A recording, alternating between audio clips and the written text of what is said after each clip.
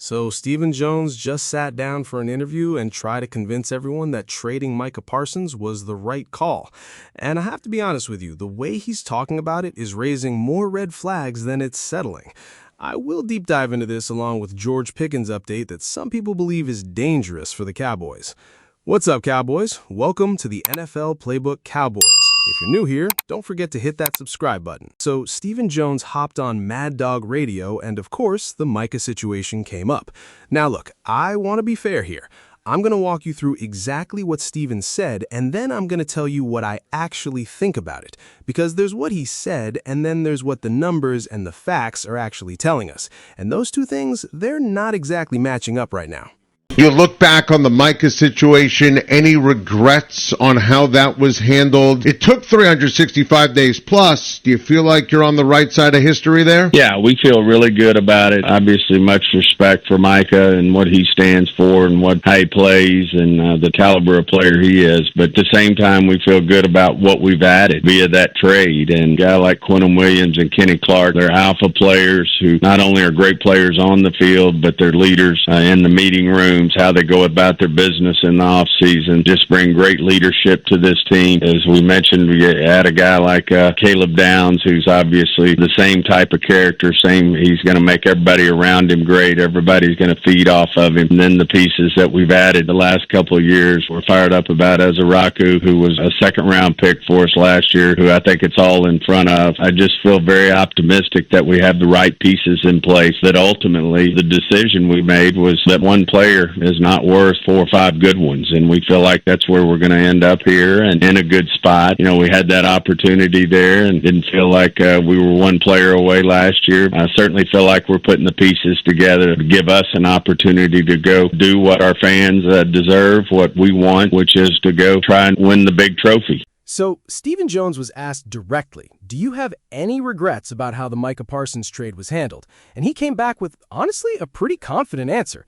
He said they feel really good about what they've added through that trade. He started naming guys, Quentin Williams, Kenny Clark, Caleb Downs, Donovan Aziraku, just throwing names out there like that's supposed to settle the whole debate.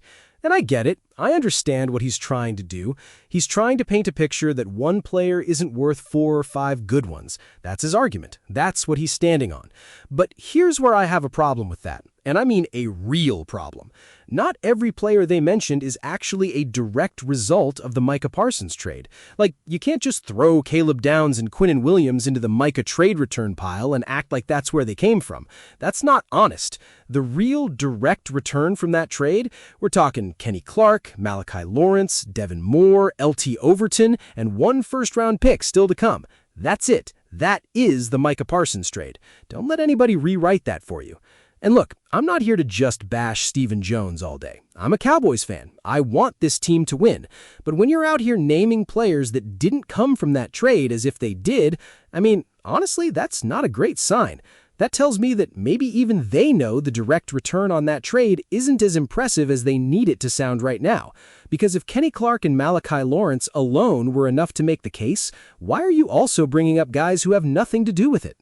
And you know what else gets me? Stephen talked about how they felt like they weren't one player away last year, right? So the reasoning was trading Micah gives us the flexibility to build a more complete team.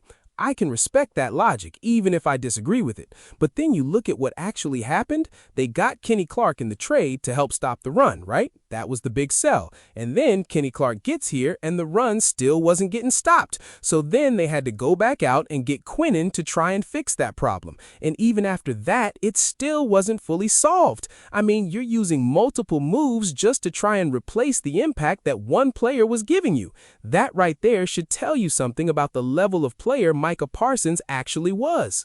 Now, Stephen also brought up this idea that they feel like they're putting the pieces together to give Cowboys fans what they deserve, which is a shot at that big trophy. And you know what? I actually believe he means that. I don't think Stephen Jones is sitting there trying to mislead fans on purpose, but meaning well and being right are two different things. Right now, they haven't won from this trade yet, and until they do, this conversation is always going to keep coming back.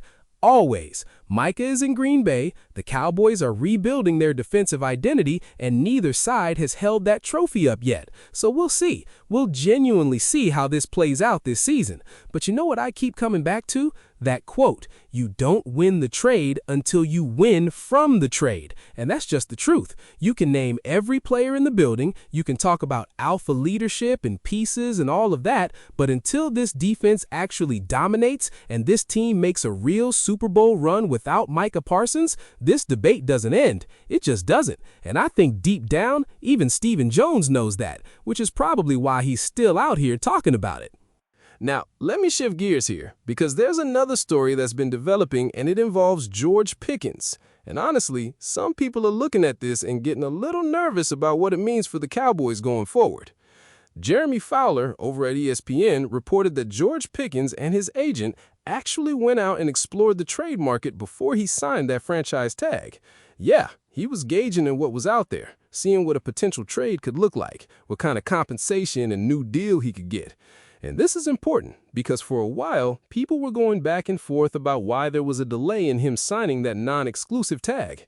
Well, now we know. He was out there looking around first. And look, here's the thing about that. I'm not going to sit here and act like that's some kind of shocking betrayal. George Pickens is a professional athlete looking out for himself and his future. That's not a crime. But it does tell you something about where his head was at going into this whole situation. He wanted a long-term contract. He wanted to know what his value was on the open market. And you know what the market told him? Nobody was willing to give up the kind of draft capital and money it would take to actually get him out of Dallas. We're talking 2 first-round picks and $36 to $40 million plus per year, and teams just weren't doing it. The 2027 draft class is being talked about as potentially incredible, and teams are protecting those picks. So George looked around, the market spoke, and he signed the tag. Now, this also brings me back to Adam Schefter, because remember when Schefter first reported that Pickens wanted a long-time deal or would like a trade, and people were just absolutely going after him for it, saying he was making things up, saying he was stirring drama for no reason? Well, Jeremy Fowler's report is basically backing up exactly what Schefter said. Schefter didn't just wake up one day and decide to cause chaos. He knew something. Somebody gave him that information because it was real, and now here we are with the receipts to prove it. And here's what I think is actually happening with George Pickens and the Cowboys right now. I think both sides are actually in a decent place, even if it doesn't feel that way on the surface. The Cowboys put that $27.3 million non-exclusive tag on him with 2 first-round tenders attached. You don't do that for a player you're trying to move. You don't put that kind of value on someone publicly if you're secretly hoping another team takes him off your hands. Brian Schottenheimer has been talking about Pickens like he's one of the most exciting players on this roster. He said what George did last year was, and I'm paraphrasing here, scary good. That when you watch the film, you just kind of stop and go, whoa. That's your offensive coordinator talking to your wide receiver like that. That's not a team that's trying to get rid of a guy. I think what's really going on is this. The Cowboys are saying, look, we like what we're seeing from you in Dallas, not what we heard about in Pittsburgh, what we're actually seeing here with us. And they want more of it before they commit to a massive long-term deal. And honestly, that's not unreasonable. You've got to show consistency. A tree is known by the fruit it bears, right? They want to see more fruit before they make that kind of investment. And for George Pickens, I think this actually sets up really well for him if he handles it right. You play this season out, you ball out, you put up the numbers, you keep being the guy in that locker room that everyone's talking about in a positive way, and next year, the Cowboys are either going to pay him or he hits the market and teams are lined up. Either way, George Pickens gets paid. This honestly reminds me of the whole Dak Prescott situation, where the advice was just bet on yourself, sign the tag, go out there and be everything, and then put the team in a position where they have no choice but to pay you. That's the play here. So look, I'm glad George Pickens is a Dallas Cowboy in 2026. Whatever happened behind the scenes, whatever conversations were had, whatever markets were explored, he's here. And I genuinely believe if he stays healthy and keeps doing what he's been doing, this Cowboys offense is going to look different in a real good way this season. Schottenheimer is excited, the organization is invested, and Pickens has got everything to play for.